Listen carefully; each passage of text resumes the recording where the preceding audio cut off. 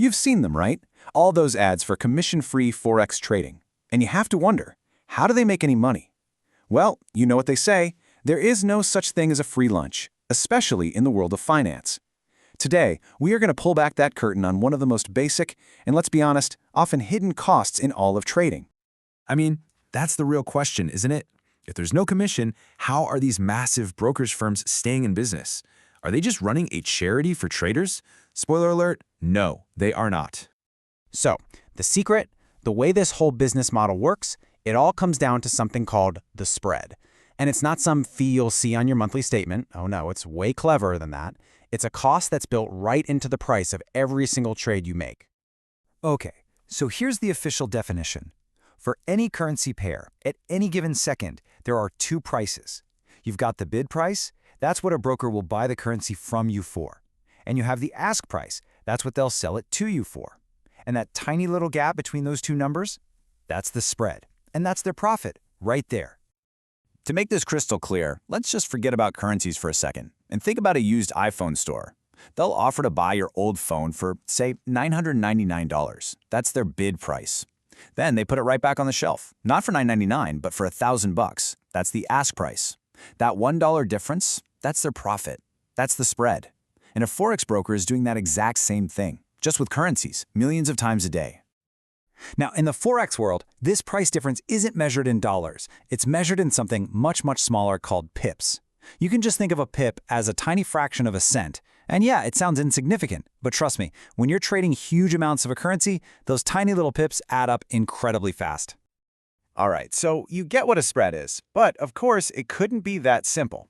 Not all spreads are created equal. You're mainly going to come across two different types, fixed and variable. And you know what? The names here pretty much say it all. Fixed spreads, they stay the same. The broker basically guarantees that gap between the bid and ask price, no matter how chaotic the market gets. Variable spreads, on the other hand, are always moving, they're always changing, getting wider or tighter based on what the market's doing. So, why would you want a fixed spread? Well, the huge advantage is predictability. You always know, down to the penny, what your cost is going to be before you even place the trade. This is actually great for traders who are just starting out with smaller accounts and really need to keep a close eye on their costs. But, and this is a big but, there's a major downside. When the market starts moving really fast, your broker might not be able to honor that fixed price. This is when you can get a requote, where your trade gets blocked and they offer you a new price, which is usually worse, or you can get slippage, where the price you end up getting is different from the one you thought you clicked on. There's actually a pretty hilarious analogy for this. They say slippage is like when you swipe right on a dating app, and then the person who shows up for the date looks nothing like their photo. You thought you were getting one thing, but what you actually got was something else entirely. In trading, that means thinking you're getting in at one price, but the order actually goes through at a different and, yeah, usually less favorable price. Okay, so what about variable spreads? Well, the big win here is you can pretty much say goodbye to requotes. Because the spread is already designed to move with the market, your trade just goes through.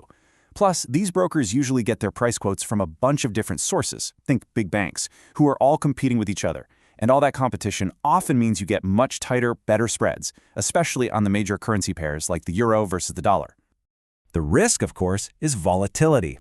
During a big news announcement, that tiny little spread can suddenly blow up into something massive. And for traders who try to make quick profits on tiny price moves, we call them scalpers, a wide spread can just completely wipe out any profit they might have made. So, after all of that, which one should you pick?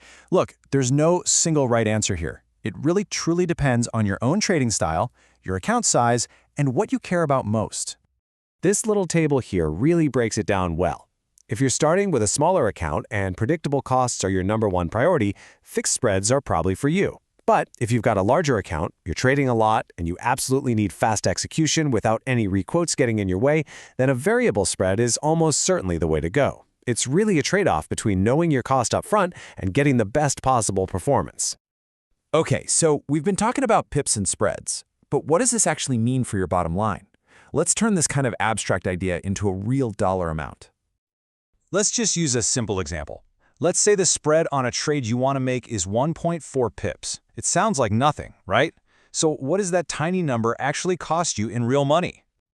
So, the math to figure this out is actually super easy. First, you take that spread, 1.4 pips. Then, you just need to know the value of 1 pip for the size of your trade. For a standard mini lot, 1 pip is usually worth about $1. So you just multiply 1.4 pips by $1 per pip, and there's your total cost to open that trade, $1.40. At the end of the day, the spread isn't some evil plan, it's just the business model that makes commission-free trading possible. It is the invisible cost of doing business, and it really makes you think, doesn't it? Now that you can see this hidden cost in trading, where else in your life are you paying for a free service without even realizing it? Definitely something to think about.